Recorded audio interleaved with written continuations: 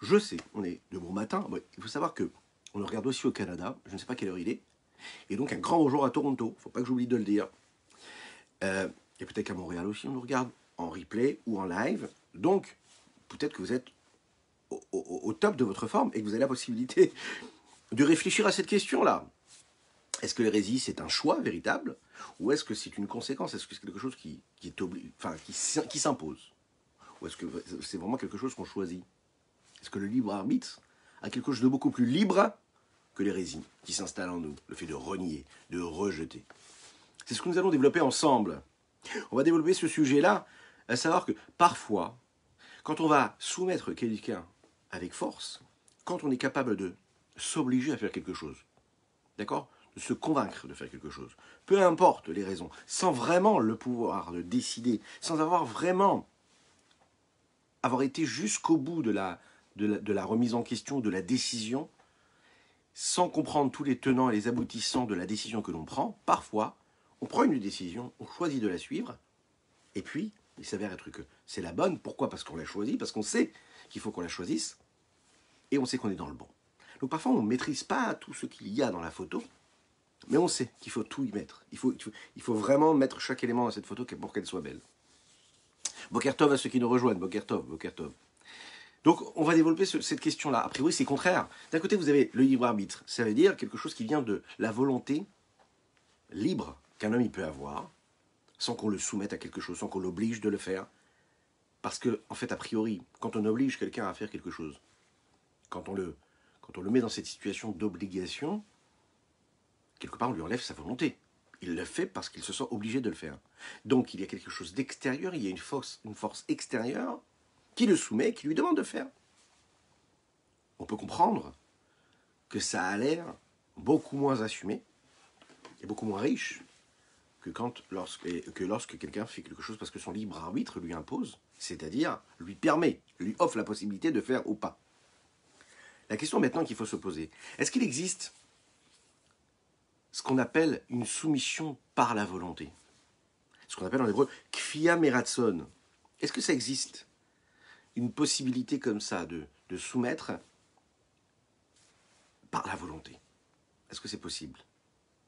On va voir que oui, c'est possible. Ça arrive parfois dans la vie. Dans la Torah, on nous dit que parfois, on va obliger une personne à dire « Rotseani, je veux ». Elle ne veut pas faire ce qu'il faut. Eh bien, la Torah nous dit que parfois, il faut obliger quelqu'un à lui dire « Rotseani, je veux ». Qu'est-ce que ça veut dire? Savoir que la volonté véritable d'un juif, c'est d'accomplir la volonté d'Hachem. Ça n'existe pas un juif qui vous dira qui n'a pas envie d'accomplir la volonté d'Hachem. Mieux que cela. Même un juif qui va dire « je ne veux pas accomplir la volonté de Dieu », c'est un mensonge. Il le dit, mais il ne le pense pas. Il le pense, mais il ne le croit pas. Il pense ne pas y croire, mais ça fait partie de sa foi intrinsèque, viscérale, essentielle. Ça fait partie de sa chair et de son sang.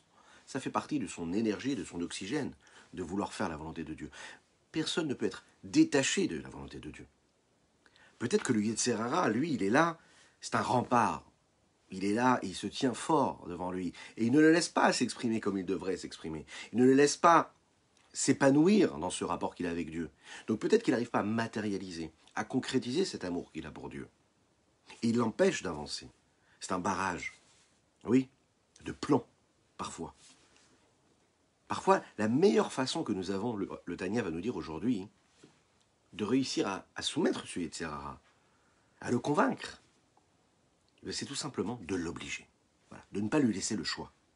De ne pas lui laisser le choix en le soumettant, en l'obligeant à suivre une forme de route, une forme de direction de vie que l'on a compris, qui était nécessaire pour suivre la volonté d'Akadosh Baruch Hu.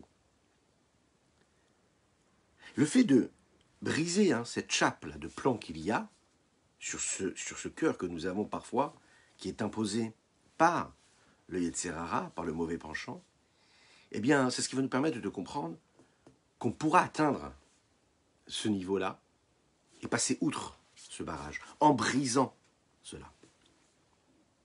Parfois, quand arrivent ce qu'on appelle des doutes, des remises en question, des questions que nous avons face à la foi, à la confiance en Dieu, à la croyance en Dieu.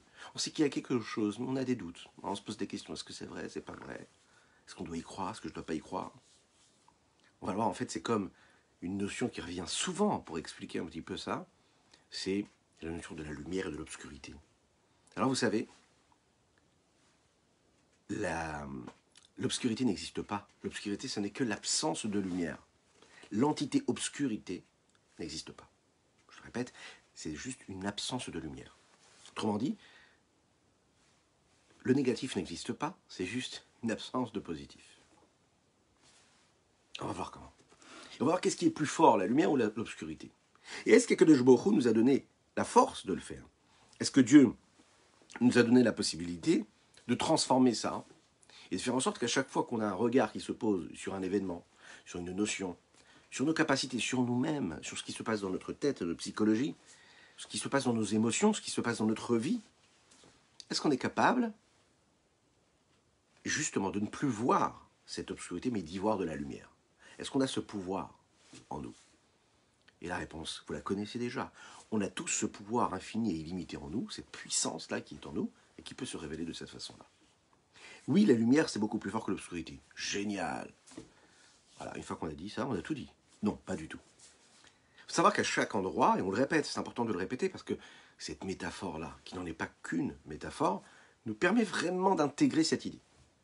Toujours se rappeler que quand on voit ce Yetzer Hara se profiler à l'horizon, ce mauvais penchant qui se profile et qui vient installer en nous des doutes, à tel point que ces doutes-là vont transformer notre vision des choses. Nos actes, nos actions, elles ne seront pas ce qu'elles doivent être, parce qu'on n'est pas convaincu à 1000% de cette foi que nous devons avoir en Dieu, de cette confiance que nous devons avoir en Dieu. La preuve, c'est que quand on a un état de tristesse, d'abandon, de remise en question, de mélancolie, de doute, de frustration, on l'a dit, c'est ce manque de confiance qu'on a en Dieu. C'est ce manque de foi que nous avons en Dieu. Donc, à chaque fois qu'on voit, et on est tous confrontés à cela, peu importe les décisions que nous prenons dans la vie, les chemins de vie que nous empruntons, il faut savoir qu'on est confronté à ça. C'est-à-dire qu'un homme, tous les jours, il va être confronté à ces doutes-là de confiance en Dieu, et qui vont influencer ses choix de vie. Quand on dit ses choix de vie, c'est-à-dire ses petits gestes de la journée, de son présent, pas globalement de sa vie en général, mais de chaque moment de sa vie. Le fait qu'on ne soit pas dans cette ligne droite, qu'on ne soit pas toujours dans la confiance en Dieu, c'est ce qui nous fait perdre cette route. Et ça, c'est dû à ces moments de doute que nous avons. Ces moments de doute et de remise en question, on ne les perçoit pas comme tels. On n'a pas l'impression d'avoir remis en question Dieu la journée qui est passée. Et pourtant, si on regarde chaque minute que nous avons passée dans la journée, on est capable de voir. Et si on note vraiment, heure après heure, ce qui s'est passé, on va se rendre compte que nos actes, souvent, il y a un très léger pourcentage de notre journée qui a été consacré à quelque chose de super productif ou super kadosh, super sain, super lié à la confiance en Dieu. Très souvent, on va voir que nos actes ne sont pas si clean que ça, même s'ils ne sont pas interdits, mais ils ne sont pas empreints de cette confiance 100% à 100% en Dieu. Pourquoi? Parce qu'on perd cette petite confiance. À chaque fois qu'on va être dans la vie, par exemple, et qu'on va recevoir quelque chose, ou bien qu'on va être face à des situations où on va ressentir une forme de frustration, ça ne se passe pas comme j'aimerais que ça se passe. Le fait de dire que de ressentir cela, c'est dans l'inconscient que tout cela se passe parfois. Parfois, c'est pas assumé, mais ce qui se passe dans l'inconscient, c'est que quand on refuse ce qui nous arrive, quand on n'est pas assez content de ce qui se passe, quand on n'est pas assez content du client qui rentre ou pas dans la boutique, quand on n'est pas assez content de ce qui se passe dans notre foyer, quand on a cette forme de frustration, cette forme d'obscurité qui s'installe, c'est un manque de lumière. Cette frustration-là, c'est un manque de confiance en Dieu. Vous allez me dire, mais quel rapport? Mais le rapport, il est là. Parce que si tu as la confiance en Dieu, tu n'as pas de frustration. Parce que si tu as la confiance en Dieu, tu sais que Dieu, il gère chaque seconde de ta vie, chaque minute de ton existence. Donc, si chaque seconde et chaque minute de ton existence, tu la bonifies, tu la polis, tu la sanctifies, tu fais tout ce qui est positif, c'est-à-dire que tu fais quelque chose de bien, tu fais une mitzvah, tu étudies la Torah, tu fais la tefila, tu es en train de faire ce qu'il faut, ce que la Torah te demande de faire, tu soumets ton Yetzer Hara, ton mauvais penchant, ton corps suit ton esprit suit ton corps qui lui suit son cœur, et le cœur suit l'âme divine et non pas l'âme animale, t'as plus de problème d'émouna, t'as plus de doute de confiance en Dieu. Alors je vous entends d'ici là. D'ici, vous vous dites, oui, mais moi j'ai pas l'impression vraiment de remettre en question Dieu, je crois en Dieu, j'ai la foi, et puis tout va bien. Encore une fois, si dans la journée qui vient de passer, tu as eu des moments où tu n'as pas supporté la vie que tu avais des questions, tu avais des remises en question, tu avais des frustrations, tu avais de la rébellion parfois, tu avais de la détestation, tu avais du rejet par rapport à ce qui t'arrive dans ta vie, c'est que quelque part, tu as un manque de confiance. Et que tout part de là. Et que quand on rétablit comme il faut la confiance en Akadosh Baruch Hu, en Dieu, et que cette confiance jamais, elle ne s'arrête, alors à ce moment-là, on ne vit plus dans une forme d'obscurité, mais on vit dans la lumière. Dans la Torah, il est dit comme ça, hein, que Vérité est à Homer à Rocher, c'est comme la sagesse face à l'idiotie. La supériorité, l'atout, l'avantage qu'il y a dans la lumière face à l'obscurité, c'est un petit peu comme la sagesse face à l'inverse de la sagesse. L'obscurité n'a pas de consistance, n'a pas d'existence. C'est juste, c'est un manque. Ça veut dire, c'est un vide. Mais un vide, c'est un manque de quelque chose. Le vide en soi, ça n'est pas une entité. Le vide, c'est vide de quelque chose qui n'est pas. Donc c'est pas une entité, le vide. Lechaim.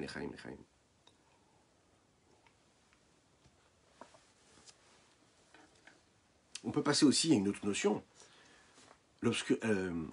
L'obscurité qui est représentée aussi par le mensonge, et la lumière qui est représentée par la vérité.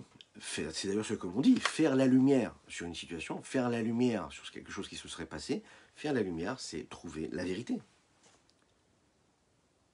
Et on sait que la vérité est beaucoup plus forte que le mensonge. Le mensonge, c'est un leurre. C'est de l'imaginaire, ça n'est pas quelque chose de consistant, c'est quelque chose qui est monté de toutes pièces. On le met, on l'installe. Comme on dit que le mensonge n'a pas de pied, n'a pas de base. Alors que la vérité, le émet, c'est quelque chose qui tient. Et en général, le émet, la vérité, gagnera toujours le mensonge. Toujours, à un moment ou l'autre. La lumière gagnera toujours l'obscurité. Quand on parle aussi également de ce parallèle-là, par rapport à la foi et le fait d'être face à l'hérésie, le fait de ne pas croire du tout. Il y a la foi, la confiance que nous avons en l'unicité de Dieu véritable, face à la pensée que le monde peut avoir, non, de cette remise en question, croire ou pas croire. Comme si qu'on pouvait se poser la question de croire ou pas croire. Comme si qu'il pourrait y avoir une réalité autre que celle d'avoir la confiance en Dieu, et que Dieu existe, et qu'il n'y a rien d'autre que Dieu, parce que le monde ne peut être sans Dieu, ne peut être sans Dieu. L'existence même véritable est de ce monde-là, cette entité-là, monde que nous voyons, dans lequel nous vivons, c'est que Kadosh Baruch Hu, lui, il permet à ce monde-là d'exister à chaque instant. Mechadesh betuvo bechol yom tamid, il renouvelle la création constamment. Perpétuellement, il est là avec une surveillance et une volonté précise et particulière sur chaque élément. Et ça ne dépend pas de nous, ça ne dépend pas de chacun et chacune d'entre nous, c'est-à-dire à savoir est-ce qu'on y croit ou pas. C'est pas parce que je vais croire en cela que ça va altérer, ça va donner plus de force à Dieu. Ça ne va pas changer grand-chose. Peu importe si tu y crois ou pas, la réalité elle est comme ça. La vérité vraie, elle n'est pas changeable. Ta perception peut changer, mais la vérité, elle ne change pas. Donc toi, tu peux te mentir à toi-même, tu ne peux pas voir la vérité telle qu'elle est, tu peux regarder différemment, mais la vérité vraie, elle est là. C'est la raison pour laquelle, un jour ou l'autre, la émouna, la foi que nous avons en Dieu, elle combat toute forme d'obscurité, toute forme d'hérésie, toute forme de mensonge. Comme il est dit, quand nous ouvrons le Haron à Kodesh, vous savez, pour faire sortir le Sefer Torah, quand nous lisons le Sefer Torah. Kuma Hashem veyafutsu oyevecha veyanusu mesanecha impanecha. Lève-toi, Dieu. Pourquoi? Parce que quand tu te lèves, tes ennemis disparaissent automatiquement. Ils vont s'enfuir. Ils disparaissent parce que face à la vérité, il n'y a rien d'autre. Moshe emet vetorato emet. Moshe, c'est la vérité. Torato, sa Torah, c'est la vérité. La Torah que nous étudions, que chacun réussit à faire de cette Torah, sa Torah. Baruch haba, mon ami Laurent, Boker Tov, Shavua Tov. quand elle devient sa Torah, quand elle devient la Torah que nous réussissons à saisir, à intégrer en nous, à intérioriser, jusqu'à ce que ça devienne notre vie, dans tous les pores de notre corps et de notre âme, de notre esprit, c'est-à-dire qu'on vit cette réalité, non pas comme une idée, mais comme du vécu, alors à ce moment-là, le mensonge disparaît, l'obscurité disparaît. L'obscurité devient lumière. Le vide, il n'y a pas de vide, parce que tout est pris. Tout est pris. Il n'y a que de la place prise par celle de Dieu. Alors concrètement, est-ce que vraiment, vous pouvez me dire ce que vous en pensez, vous, dans les commentaires, hein, en likant, en commentant et en partageant. Est-ce que partout où il y a de la lumière, le mensonge disparaît vraiment? Ou est-ce que quand il y a de la vérité, eh bien, il n'y a pas nécessairement le mensonge qui disparaît? Est-ce qu'il peut y avoir et du mensonge et de la vérité? Est-ce que je suis capable, parce que j'ai une perception vraie de ce qui se passe, eh bien, de voir la vérité, et que l'autre, puisqu'il a une perception mensongère, donc il y voit du mensonge, ou est-ce que c'est pas possible? Qu'est-ce que vous en pensez, vous? Est-ce que c'est possible ou pas? Est-ce que parce que c'est vrai, alors ça se passe bien, et parce que c'est faux, alors ça se passe pas bien? Est-ce que je peux voir quelque chose, et en réalité, la réalité n'est pas ce qu'elle est? Est-ce que c'est possible? Alors vous allez me dire ce que vous en pensez, vous.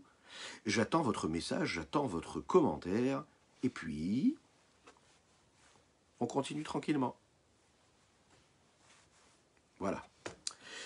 Alors, est-ce qu'à chaque fois que vous avez, par exemple, de la... Voilà, Razak Laurent. Alors toi, tu dis que quand il y a de la lumière, obligatoirement, il n'y a plus d'obscurité. Non, tu dis qu'il peut y avoir les deux en même temps, alors? Est-ce que tu dis que quand il y a de la lumière, il peut y avoir de l'obscurité? J'ai pas l'impression. On a l'impression que quand on allume une lumière dans une pièce obscure, il n'y a plus d'obscurité. Donc il faut savoir qu'en réalité, la réponse, elle est là. Quand tu vois de la lumière, c'est que l'obscurité a disparu. Il ne peut pas y avoir les deux en même temps. Ça n'existe pas. Ou il fait obscur, ou il y a de la lumière. Tu ne peux pas avoir les deux en même temps, ça n'existe pas. C'est impossible. Ouais. Donc quand tu as de la vérité, tu ne peux pas y avoir le mensonge. C'est impossible. La vérité, il n'y a pas de mensonge. Le mensonge, c'est l'obscurité. La vérité, c'est de la lumière. Donc il ne peut pas y avoir les deux en même temps. L'akdoucha, la sainteté, elle est là. S'il y a de l'akdoucha, il ne peut pas avoir de l'impureté.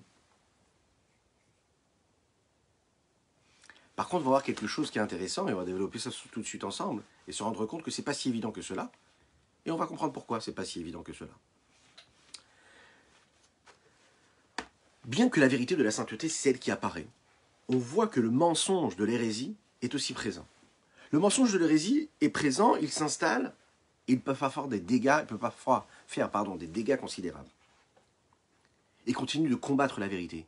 Et pourtant, si la vérité s'est installée, comment ça se fait que le mensonge peut refaire surface et montrer sa tête à chaque instant de notre vie? Comment ça se fait que la remise en question face à cette confiance et cette foi en Dieu que nous avons peut continuer à se montrer, à se présenter à nous? Comment ça se fait que la sainteté, quand elle s'installe, l'impureté ne disparaît pas complètement et l'impureté refait aussi surface? Comment ça se fait que quand j'utilise la vraie lumière, quand j'utilise et que je fais en sorte que la Gdoucha s'installe dans ma vie, que mon Yetzerara disparaît, mon mauvais penchant disparaît, comment se fait-il que mon bon penchant, quand il prend sa place, eh bien, le mauvais penchant est encore là. Il est encore là aussi pour se proposer, pour s'installer. Pourquoi? Comment se fait-il? Comment se fait-il que je ne réussis pas à le faire disparaître, un petit peu comme quand j'allume la lumière?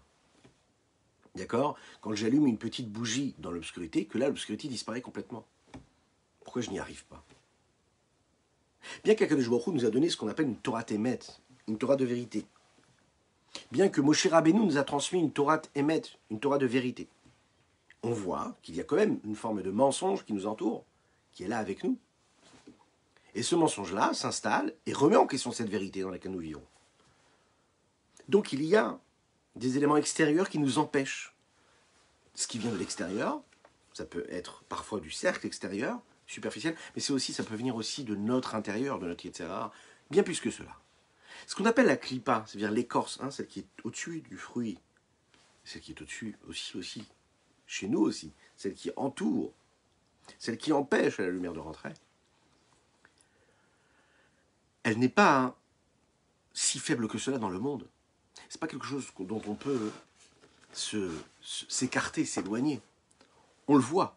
On voit que la clipa, les forces de l'impureté, les forces de mal, les forces de tout ce qui est négatif, qui est l'inverse de la gdoucha, s'installent.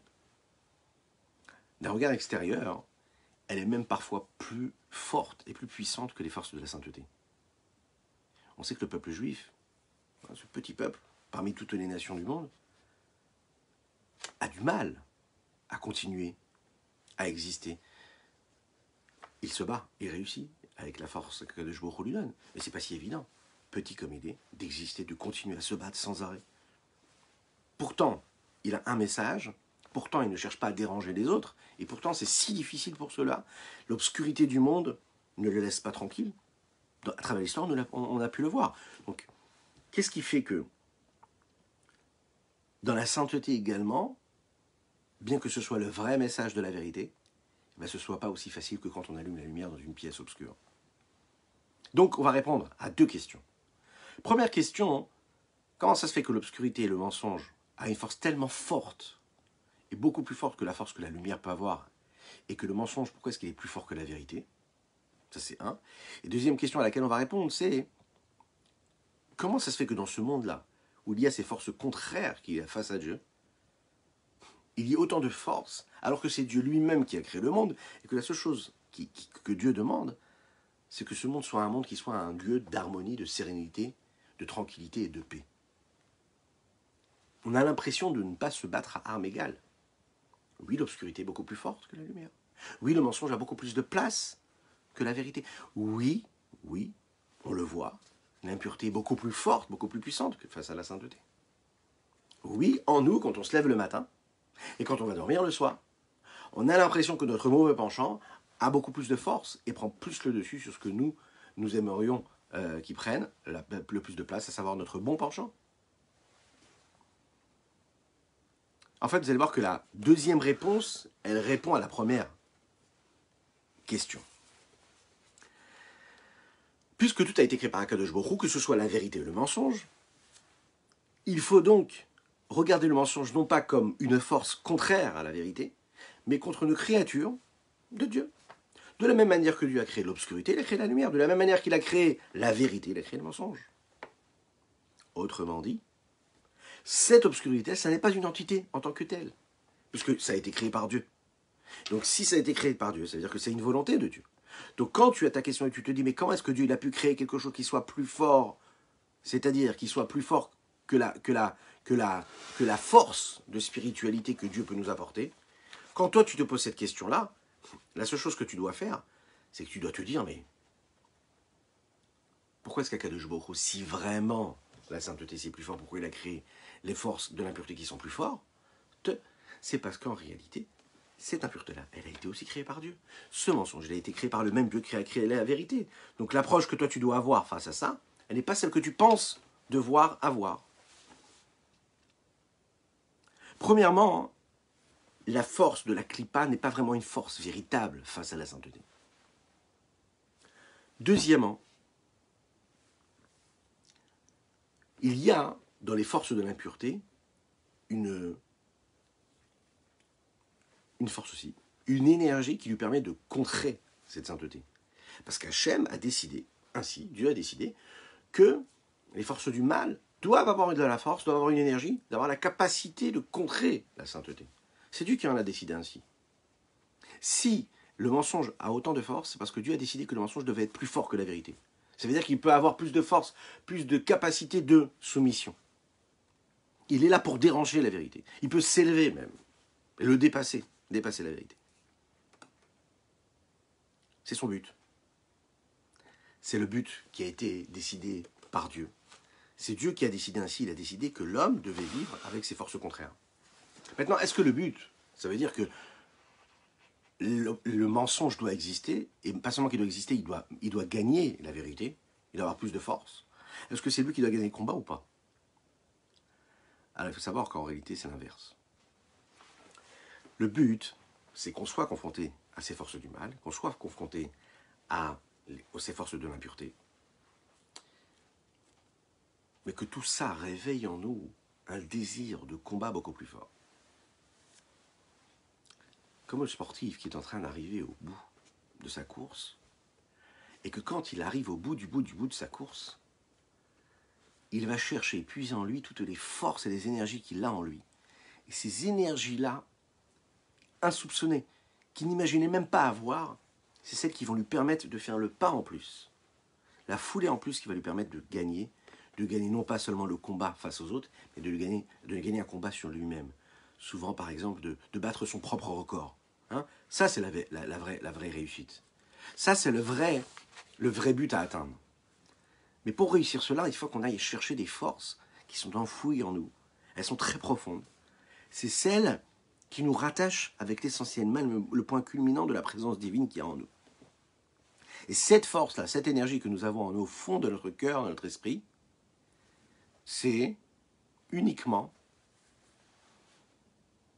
celle que Dieu nous donne, et c'est celle qui va nous permettre de combattre ce qu'on combat à ce moment-là.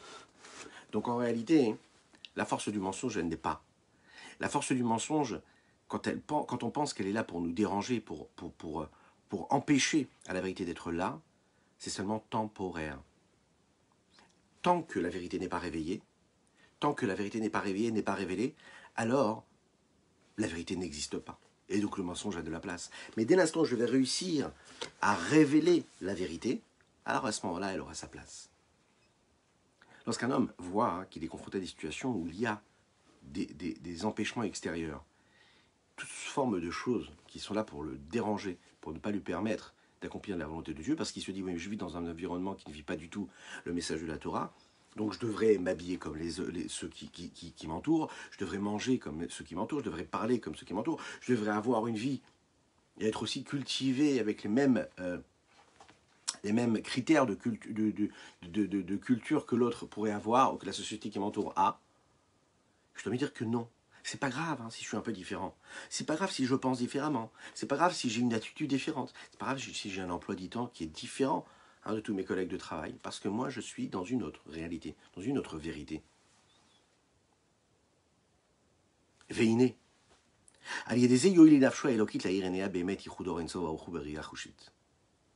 Quand on va réussir à prendre conscience de cela, à briser notre cœur comme il faut, alors on aura la possibilité d'apporter quelque chose de plus à cette âme divine. Et cette âme divine aura la possibilité de transformer ce qui se passe dans cette âme animale et dans ce corps. Comment? Les Haïrénéa Béhémet, d'éclairer ses yeux avec la vérité, de voir l'unicité même de Dieu. Ein Sof Beriyachushi, de voir clairement, de manière claire, précise, l'infini du Saint béni soit-il qui se révèle à nous. C'est ce que nous disions hier, pas seulement en entendant ou en écoutant. Mais la raison, elle est. Les fiches Bémet en Shuma Mashut Kalba Sitrachara, la raison c'est quoi? C'est parce que la Sitrachara, l'autre côté, n'a pas de consistance, n'a pas d'épaisseur, n'existe pas. Parce qu'elle n'existe pas face à la lumière, elle n'est pas, il n'y a pas d'entité.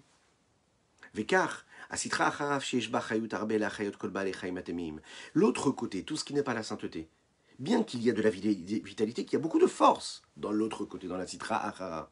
La preuve, c'est qu'il faut bien faire vivre tous les animaux qui sont impurs. Il faut bien faire vivre, faire vivre l'âme animale, celle qui est là, qui est une énergie et qui parfois nous cause beaucoup de problèmes. Kadis Karlel, comme il a été dit plus haut.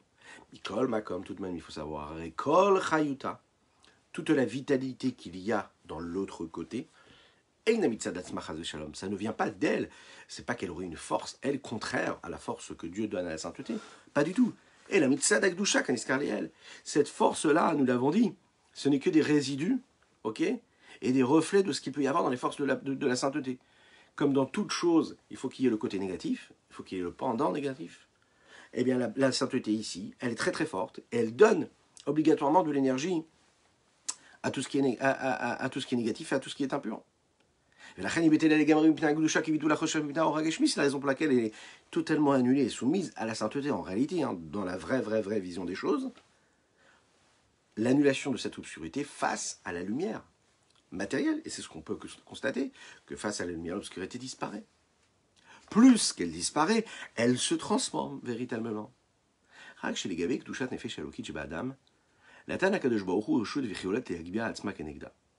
Mais, face à cette doucha qui est censée, elle, irradier toute notre réalité, Dieu a voulu donner de la force aussi à la force de l'impureté, qui a la permission, la possibilité de s'élever contre la sainteté. Pourquoi? Pour titiller un petit peu l'homme, afin qu'il se réveille, qu'il se dise « Hé, je vais me laisser comme ça avoir autant par l'obscurité ». Il se réveille. Et quand l'homme se réveille pour se renforcer contre elle, pour la rabaisser à terre, quand il aura à ses yeux ce sentiment de dégoût, de repoussement, de rejet face à cette impureté qui s'installe en lui, ou qui peut prendre le pouvoir sur son existence, quand il éprouve ce dégoût-là, eh bien il la rabaisse à terre, il la fait tomber. Ne la laisse pas s'élever, il la rabaisse. Quand Dieu voit que l'homme il se comporte de cette façon-là, quand Dieu voit qu'il fait cet effort, l'homme, même s'il n'a pas les forces, il va chercher des énergies pour faire cet effort-là, Dieu lui envoie ce qu'on appelle un éveil du haut, qui vient lui donner la force de passer, de briser ce plafond de verre-là, qui le bloquait. Quand il y a un éveil du bas, il y a un éveil du haut qui se met en route. Le là-bas, Akadosh Baruch Hu, la splendeur de Dieu te fera descendre. Qu'est-ce qu'il fera descendre? L'impureté, il fera descendre. Les forces du mal, il fera descendre. Diaïno. C'est-à-dire, à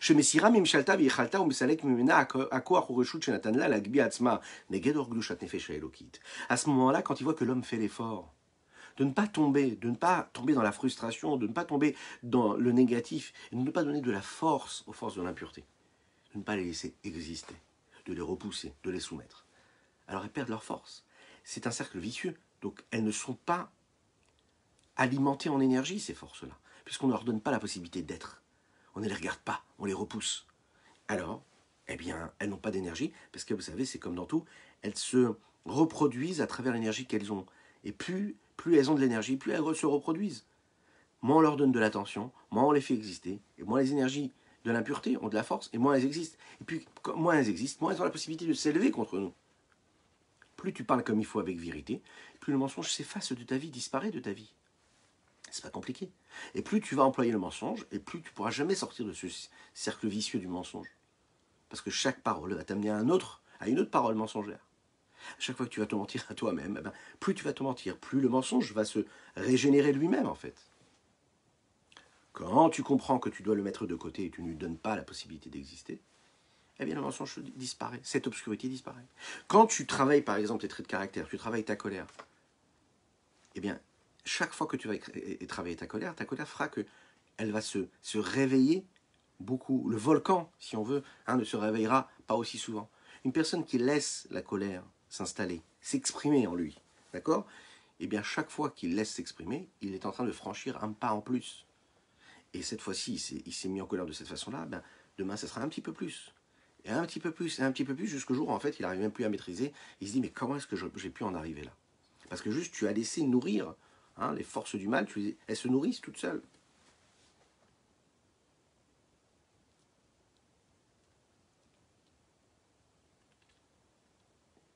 Une petite histoire pour visualiser un petit peu ça. Vous savez qu'il y avait à l'époque, comme de nos jours, des jeunes gens qui ont la force d'aller étudier la Torah longtemps, et parfois pas. Un jour, il y a un jeune étudiant qui s'est présenté dans la ville de Lyubavitch, en Russie. Et il a voulu rentrer dans une grande yeshiva, qui s'appelle la yeshiva Tomchei Mimim. Nous en avons encore de nos jours. La yeshiva Tomchei Mimim qui est en Eretz Israël, celle qui est, bien sûr, à Brooklyn, New York, chez le Rabbi. Et il y a aussi celle que nous connaissons qui se trouve à Brunoy, en France. C'est une yeshiva d'estime. Et les jeunes gens se battaient pour rentrer dans cette yeshiva à cette époque-là aussi. Donc il a été reçu par les maîtres. Et donc ils sont là, ils ont essayé de juger pour voir si vraiment il méritait de pouvoir rentrer. Est-ce qu'il correspondait à la yeshiva, voilà. Est-ce qu'il correspondait à cette yeshiva. Et là, ils se sont rendus compte que les conclusions n'ont pas été très très bonnes. D'un côté, on voyait chez cet enfant-là une, une, une capacité à être attiré par toute la grossièreté du monde très très forte. Il avait l'air grossier, il avait l'air attiré par tout ce qui est négatif, ce que le monde nous offre. Il avait cette attitude-là un peu trop matérialiste. Il avait l'air centré sur lui-même. On avait l'impression qu'il avait vécu un petit peu trop dans le monde, dans les plaisirs du monde. On le sentait, sa façon de se comporter, de marcher, de parler. Et donc le Rav de la yeshiva s'est posé la question, est-ce qu'il correspondait à cette yeshiva-là? D'un autre côté, ils ont pu percevoir en lui une grande neshama, une belle âme. Ils ont pu voir que chez lui, il y avait un potentiel. On peut, chacune et chacun d'entre nous, s'imaginer à la place de ce jeune homme-là, s'identifier à lui. Donc ils ont vu qu'il y avait un potentiel qui était énorme, ils ont vu qu'il avait une douceur particulière, et qu'il avait vraiment une volonté très forte d'évoluer, de grandir. Le Rabbi Shalom Dovber, qui était à l'époque le directeur de cette yeshiva spirituelle, qui était tenu également par le Rabbi Yosef Yitzhak, son fils, le précédent Rabbi, il lui a dit comme ça. Il lui a dit, ce que tu vas faire comme on fait avec le mal, comme nous avons décrit cela depuis quelques jours dans le Tanya, un petit peu comme quand on a besoin de faire un feu avec du bois, on ne va pas poser un énorme morceau de bois, un énorme tronc d'arbre, on va devoir le couper en petits morceaux, et sur ces morceaux-là, on va devoir rajouter encore des petites brindilles qui vont nous permettre d'allumer ce petit feu, qui va lui allumer le grand feu. Et bien ce jeune homme-là, qui a a priori une belle écorce autour de lui, de cette belle âme, il va falloir briser un petit peu cette écorce-là. Et la meilleure façon de le faire, c'est de lui faire vivre matériellement, physiquement, cette forme-là de brisure. Il lui a dit comme ça, tu vas, pendant quelques semaines, lui donner des tâches physiques à accomplir, des tâches physiques qui vont lui permettre d'aider la yeshiva à tenir comme il faut. Tu vas lui demander de faire du ménage, tu vas lui demander d'aider à toute la mise en place, physique, pas d'étudier la Torah, juste à la mise en place, aider dans la cuisine, aider dans sous toute forme matérielle. Ce jeune homme-là, il n'a pas compris ce qu'on lui demandait. Il est venu pour étudier ici la Chassidoute, la Torah, et qu'est-ce qu'on lui fait faire que des tâches ménagères? Le Rabbi Yosef Yitzhak lui a donné surtout un travail magnifique à accomplir. Il lui a demandé d'aller s'occuper, là bientôt, vous savez, on est à Purim, et bientôt Pessah, ça arrive demain, Pessah. Pessah, on mange la matzah. Et donc à cette époque-là, vous savez, préparé déjà quelques mois avant, il a demandé à ce jeune homme d'aller s'occuper de faire cuire les matzot. Mais pour faire cuire les matzot, il faut aller s'occuper du blé, il faut aller faire attention à ce qu'il soit bien tenu, qu'il n'y ait pas d'eau au contact, etc. C'est un travail qui est très physique. Ensuite, il va falloir former les matzot, les faire cuire. C'est un travail qui est très physique. En même temps, il lui a dit, regarde, tu vas prendre quelques heures dans la journée, tu vas aller étudier la Chassidoute, et tu vas apprendre ce qu'on appelle des Mahamarim, des discours de Chassidoute, par cœur. Par cœur. Donc ce jeune homme-là, il devait étudier ce qu'il devait étudier, mais à part ça, pendant toute la journée, travailler très dur. Ce qui lui demandait un effort phénoménal. Il s'est fatigué à la tâche. Quand il est arrivé la veille du Seder, le Rabbi Shalom Dovber est parti voir les Bachor Yeshiva qui étaient installés. Il a regardé ce jeune homme-là. Il lui a dit, ça y est, il est prêt pour entrer dans la Yeshiva. C'est-à-dire qu'on a pu voir que physiquement, il s'était tellement donné que spirituellement, il avait changé sa façon d'être. Il avait réussi à changer, à ne plus avoir cette apparence-là qu'il avait. L'apparence du monde, l'apparence des plaisirs du monde qui transparaissait sur son visage avait disparu. Il n'y avait que de la spiritualité, que de la sainteté. Parce qu'il avait fait cette forme de travail, d'effort nécessaire, briser l'écorce qui est autour de lui. Cette écorce-là, il faut la briser. On ne peut pas la laisser comme ça. Il faut la briser. Le Rabbi Shlomo Zalman ici nous donne un autre exemple. Il nous dit que Moshe Matzinu Davarze, Meraglim. C'est un petit peu comme on a trouvé ça, Meforash, Batorah, Gabe Meraglim par rapport au Meraglim.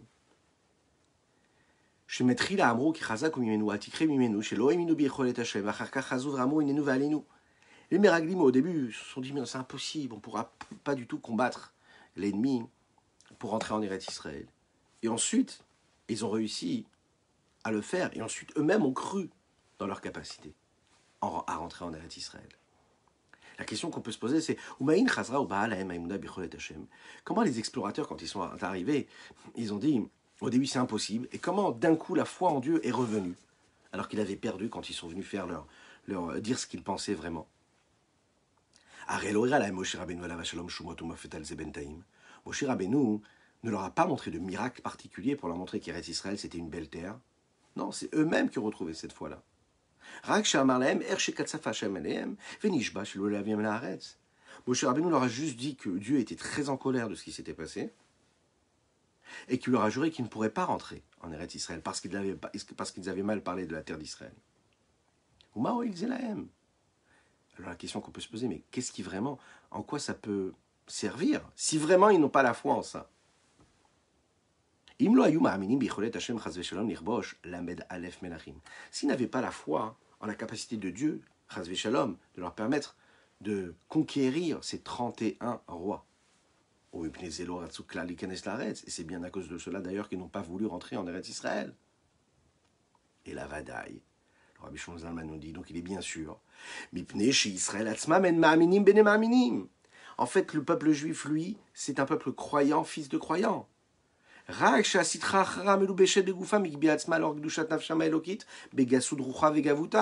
C'est seulement que l'autre côté, qui est habillé dans leur corps, s'est élevé un petit peu trop fort. Et trop.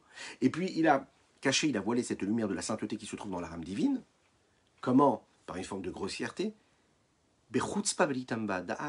Avec un toupet qui n'a pas du tout de conscience ni de raison. Fait la reine, c'est la raison pour laquelle l'histoire nous le dit, Miyad Katsaf, chez Katsaf Hashem Aleem, quand Dieu s'est énervé sur eux, Virim Bekol Raj, Virugez, An Mataila Azot Vegomer, Bamidbar Azei Pelou, Pigrechem Vegomer, Ani Hashem Dibarti, Im Lozot, et Selechol Aïda Azot Vegomer. Dieu, il a dit quoi? C'est comme ça que vous parlez, c'est comme ça que vous faites. Je ne peux plus, moi, de cette assemblée-là. Il dit à Moshe Rabbeinu, il se révolte, c'est Dieu lui-même qui parle. Mais il dit, jusqu'à quand? Jusqu'à quand vous allez vous comporter comme ça? Je suis Dieu, j'ai parlé comme ça. Et vous pensez que moi, je ne vais pas vous permettre de conquérir toutes ces nations-là, ces 31 rois qui ne vous laissent pas rentrer en Eretz Israël? Vous avez vraiment l'impression que ces rois-là, ces nations-là qui n'auront pas la force de me permettre de vous sauver et de vous offrir cette terre d'Eretz Israël? C'est Dieu qui parle lui-même. Et quand le peuple juif a entendu ces paroles-là, ils se sont soumis, leur cœur s'est brisé en eux. Le peuple entier s'est endeuillé face à ces paroles-là. Et automatiquement, elle a perdu de sa substance. Cet autre côté, cette citrachara qui est l'inverse de la sainteté, elle a perdu cette gouvernance, elle a perdu de son toupet qu'elle avait, de s'élever, de sa grossièreté. Et on le voit clairement, le peuple juif, lui, en tant que peuple, c'est un peuple qui est de croyance, c'est un peuple croyant, c'est un peuple qui a cette foi en lui, qui ne bouge jamais, qui est là, installé en lui. Ma'aminim, bédé ma'aminim, qu'on le veuille ou non, cette foi, elle est là, elle ne bougera jamais.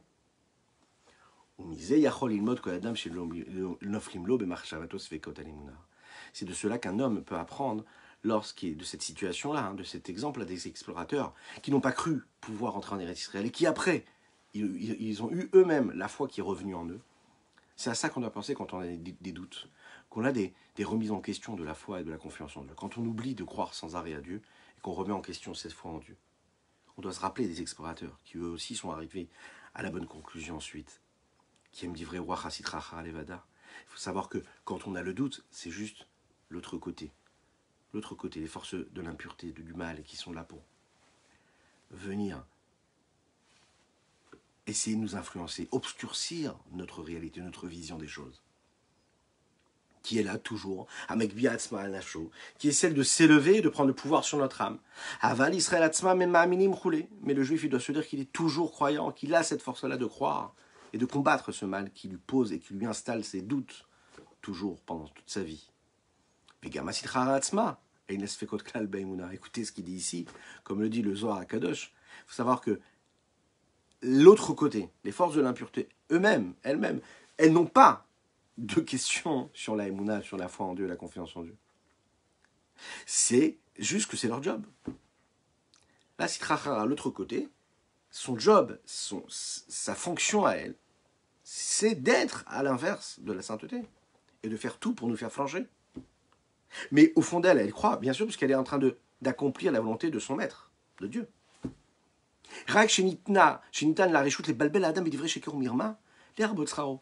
On lui a juste donné la permission d'embrouiller un petit peu l'esprit de l'homme en lui faisant croire quelque chose, en lui mettant des leurres face à ses yeux, par du mensonge, par de la ruse. Pourquoi? Pour démultiplier son salaire quand il prendra les bonnes décisions.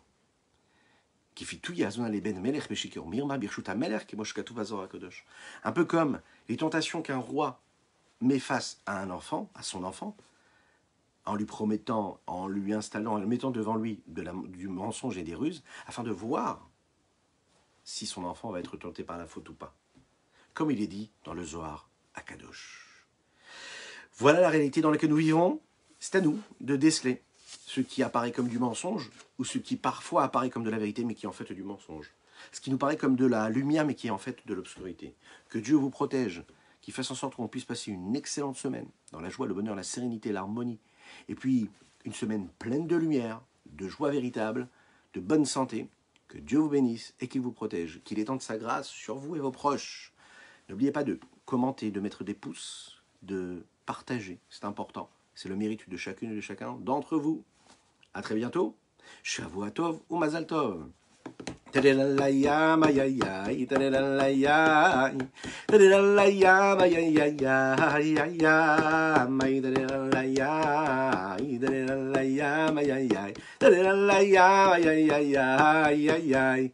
Ay, ay, ay, ay, ay, ay, da da la, ay, ay, ay, ay, ay, da da la, ay, ay, ay, ay, ay, da da la, ay, ay, ay, ay, ay, ay, da la, ay, ay, ay, ay, ay, ma, ma, ma, ma, ma, ma, ay, ay, ay.